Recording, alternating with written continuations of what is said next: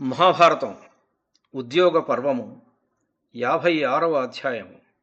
దుర్యోధనుడు తన బలం గురించి వివరించి చెప్పి, తండ్రి నువ్వు బెంగపడవద్దు అని ధృతరాష్ట్రుడితో అన్న తరువాత సంజయుడు పాండవుల యొక్క దివ్యశక్తుల్ని వర్ణించడం మొదలుపెట్టాడు.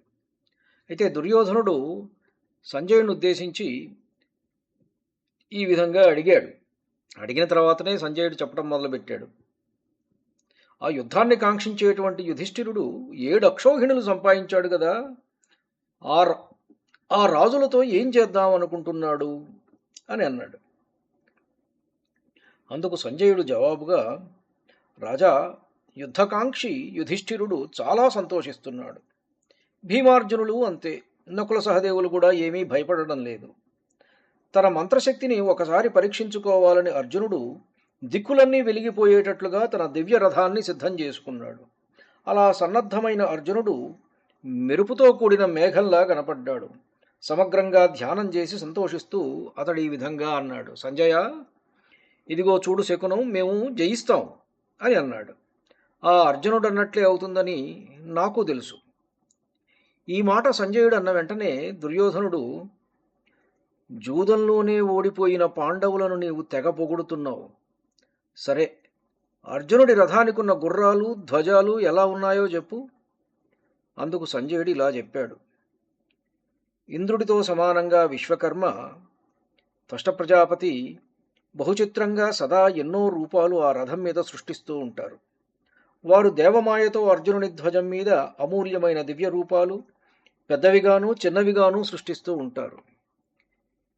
సదా భీమసేనుణ్ణి అనుసరించడం కోసం వాయుపుత్రుడైన హనుమంతుడు ఆ అర్జునుడి రథ ధ్వజం మీద తన రూపాన్ని కల్పిస్తాడు. ఆ కపిధ్వజం యోజన దూరం అడ్డంగా నిలువుగా అన్ని దిక్కులకు తన తేజస్సును వ్యాపింపజేస్తుంది. చెట్లు అడ్డం వచ్చినా ఆ తేజస్సు ఆగిపోదు. విశ్వకర్మ అటువంటి మాయ కల్పించాడు. 1 యోజనము అంటే 9 మైళ్ళు. ఆకాశంలో ఇంద్రధనస్సు ప్రకాశిస్తున్నట్లు ఒక రంగు కాదు, ఎన్ని రంగులో ఆ రూపంలో కనిపిస్తాయి. విశ్వకర్మ ఆ ధ్వజం అలా సృష్టించాడు.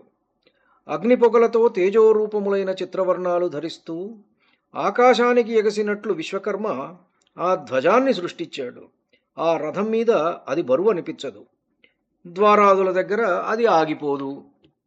రాజా, ఆ రథానికి గట్టిన గుర్రాలు వాయువేగం గలవి, తెల్లటివి. అవి పూర్వం చిత్రరథుడిచ్చినటువంటి దివ్యాశ్వాలు. నేల మీద కానీ ఆకాశాన కానీ స్వర్గంలో కానీ వాటి గమన వేగం తగ్గదు. ఒకవేళ వాటిలో కొన్ని చనిపోయినా అవి ఎప్పుడూ 100 సంఖ్యకు తగ్గవు. ఇది ఆ చిత్రరథుడిచ్చిన వరం. అలాగే ధర్మరాజు యొక్క రథాశ్వాలు దంతాల వలె తెల్లనివి, పెద్దవి, అర్జునుని గుర్రాల వంటి పుష్టి గలవి. ఇక భీముని గుర్రాలు సప్తర్షి మండలం వంటివి, అంత తేజస్సు గలవి, వాయు వేగం గలవి. సహదేవుని గుర్రాలు నలుపు కలిసిన తెలుపు గలవి, తీతువు పక్షి వీపులాగా చిత్రవర్ణపు వీపు గలవి. వాటిని ప్రీతితో అర్జునుడిచ్చాడు. అవి అర్జునుని గుర్రాలతో సమానమైనవి. సంతోషంతో అవి సహదేవుని వహిస్తాయి. అజమీఢ వంశంలో పుట్టిన ఓ రాజా, నకులుని గుర్రాలు ఇంద్రుడిచ్చినవి, వాయువేగం గలవి, బలిష్ఠములు, చురుకైనవి. వృత్రాసురుని చంపిన ఇంద్రుని వలె ఆ గుర్రాలు నకులుని వహిస్తూ ఉంటాయి.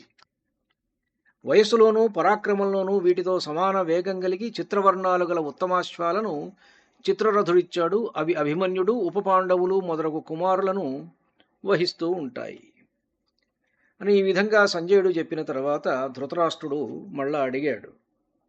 సంజయ, పాండవ పక్షాన వారి కోసం నా కుమారుల సేనలతో యుద్ధం చేద్దామనుకుంటున్న వారిని ఎవరెవరిని అక్కడ చూశావు?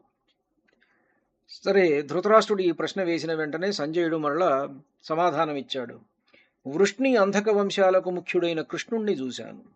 అలాగే అక్కడ చేకితానుణ్ణి, యుద్ధకాంక్షి అయిన సాత్యకిని చూశాను. వీరిద్దరూ ఒక్కొక్క అక్షౌహిణీ సేనతో పాండవులను చేరినారు. మహారథులని ప్రశస్తి వహించిన పౌరుషం గలవారు వీరు. సత్యజిత్తు మొదలైన 10 మంది పుత్రులతో దృష్టద్యుమ్నుని ముందుంచుకొని ద్రుపదుడు ఒక అక్షౌహిణి సేనతో వచ్చి పాండవులను చేరాడు. ధర్మజుని గౌరవం పెంచుతూ శిఖండి రక్షణలో సైన్యాలను కవచాలతో కప్పుతూ ద్రుపదుడు వచ్చాడు. విరాట మహారాజు శంఖుడు ఉత్తరుడు అనే కొడుకులతోనూ, సూర్యదత్తుడు మదిరాక్షుడు మొదలైన తమ్ముళ్లతోనూ కలిసి ఒక అక్షౌహిణీ సేనతో వచ్చి పాండవులను చేరాడు. మగధ దేశపు రాజు జరాసంధుని కొడుకైనటువంటి సహదేవుడు, చేది దేశపు రాజు దృష్టకేతుడు వేర్వేరుగా ఒక్కొక్క అక్షౌహిణీ సేనతో వచ్చి చేరారు.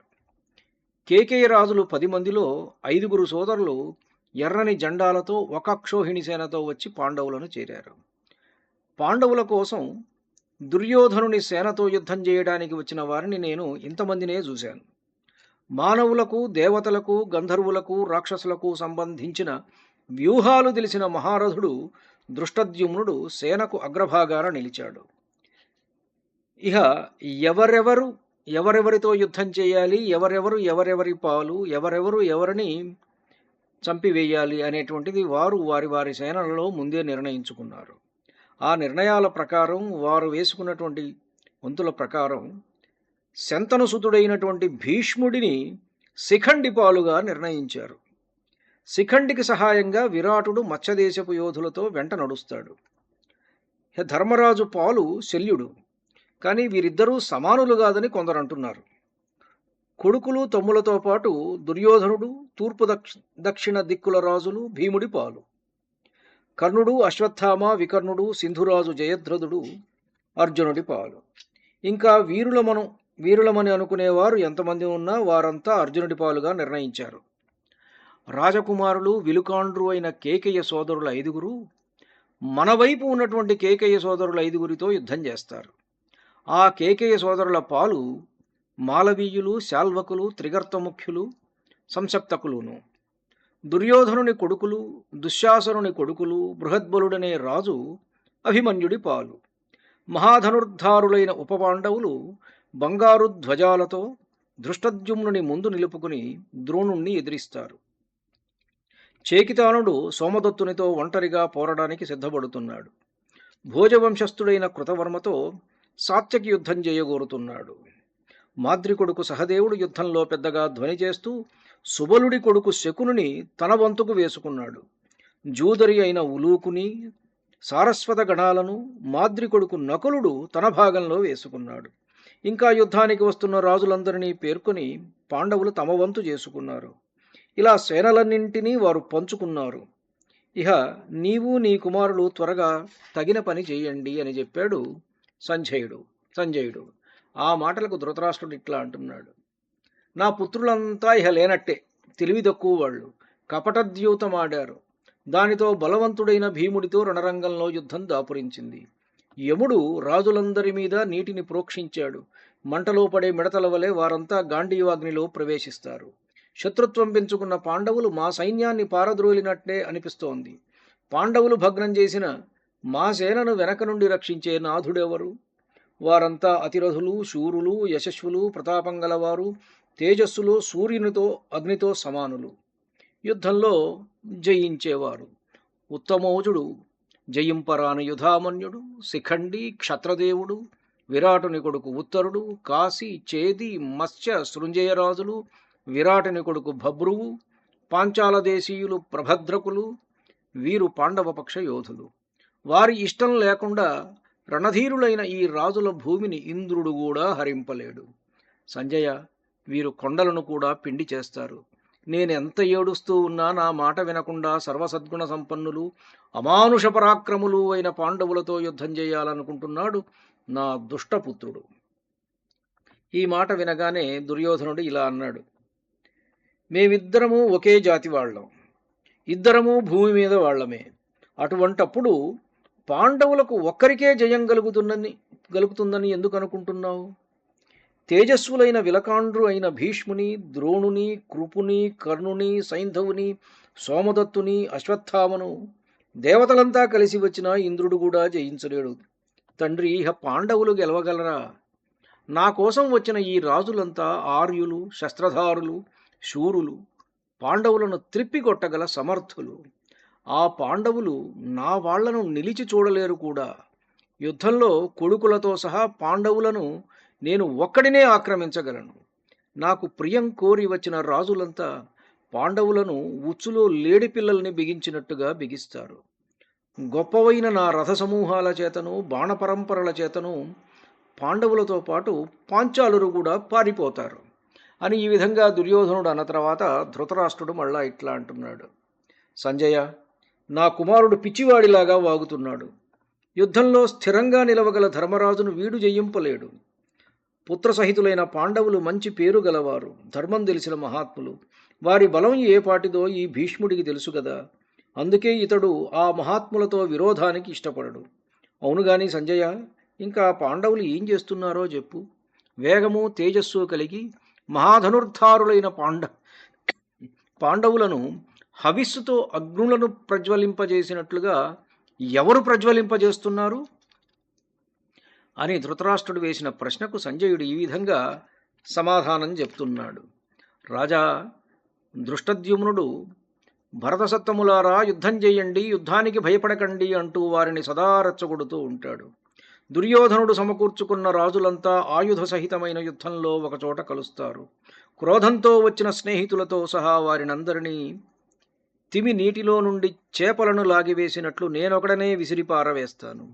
భీష్ముడు, ద్రోణుడు, కృపుడు, కర్ణుడు, అశ్వత్థామ, శల్యుడు, దుర్యోధనుడు వీరందరినీ కూడా సముద్రాన్ని చెలియలి కట్టలాగా ఆపివేస్తాను. అలా అంటున్న దృష్టద్యుమ్నునితో ధర్మాత్ముడైన ధర్మరాజు ఇలా అన్నాడు. మహాభుజుడా, నీ ధైర్యము పరాక్రమము పాంచాలురు పాండవులు కూడా బాగా ఎరుగుదురు. ఈ యుద్ధం నుండి మమ్మల్ని ఉద్ధరించు. నీవు క్షత్రియ ధర్మం పాటించే వాడవు గదా. ఉరకలు వేస్తూ యుద్ధానికి వచ్చే కౌరవులను నిగ్రహించడానికి నీవే సమర్థుడవు. నీవు చేయాలనుకున్నదే మాకు శ్రేయస్కరమైనది. యుద్ధం నుండి పారిపోయే వారికి, దెబ్బతిన్న వారికి, శరణు కోరిన వారికి పౌరుషం ప్రదర్శిస్తూ ముందు భాగాన నిలువగల పురుషుని 1000 మందినిచ్చి అయినా కొనుక్కోవాలని నీతివేత్తల అభిప్రాయం. అటువంటి శూరుడవు, వీరుడవు, పరాక్రమశాలివి నీవే. యుద్ధాలలో భయార్తులకు రక్షకుడవు నీవే. నిస్సందేహంగా నీవే. ధర్మాత్ముడైన యుధిష్ఠిరుడు ఇలా చెబుతూ ఉంటే దృష్టద్యుమ్నుడు నిర్భయంగా నాతో ఇలా అన్నాడు. సూత, నీవు వెళ్ళి దుర్యోధనుడి యోధులతోనూ జానపదులతోనూ ప్రతీప వంశస్థులు బాహ్లిక దేశస్థులు అయిన కౌరవులతోనూ కృపాచార్యునితోనూ కర్ణునితోనూ పుత్రసహితుడైన ద్రోణునితోనూ సైంధవుడితోనూ చెప్పు. ఇంకా దుశ్శాసనునితో, వికర్ణునితో, అలాగే దుర్యోధనునితో, భీష్మునితో కూడా వెళ్ళి చెప్పు. నీవు త్వరగా వెళ్ళు, ఆలస్యం చేయకు. ధర్మరాజు కేవలం మంచి మాటల చేతనే పొందదగినవాడు. దేవతల రక్షణ గల అర్జునుడు మిమ్మల్ని చంపకుండునుగాక. వెంటనే ధర్మరాజుకు రాజ్యం ఇవ్వండి. లోకైక వీరుడైన అర్జునుని శరణు కోరండి. సవ్యసాచి లాంటి యోధుడు ఈ భూమి మీద మరొకడు లేడు. అతడు సత్యపరాక్రముడు. గాంధీవధారి అయిన అర్జునుడి రథం దేవతల రక్షణ కల దివ్యరథం. మానవమాత్రుడు వానిని జయించలేడు. యుద్ధం మీద మనసు పెట్టకండి. ఈ విధంగా సంజయుడు పలికిన తర్వాత ధృతరాష్ట్రుడు మళ్ళా మాట్లాడుతున్నాడు. అది 58వ అధ్యాయంలో వస్తుంది. మనం ఈ రోజున 56, 57 ఈ 2 అధ్యాయాలని కూడా చదువుకున్నాం. ధన్యుణ్ణి. నమస్కారం. మీ ఊటుకూరు జానకి రామారావు.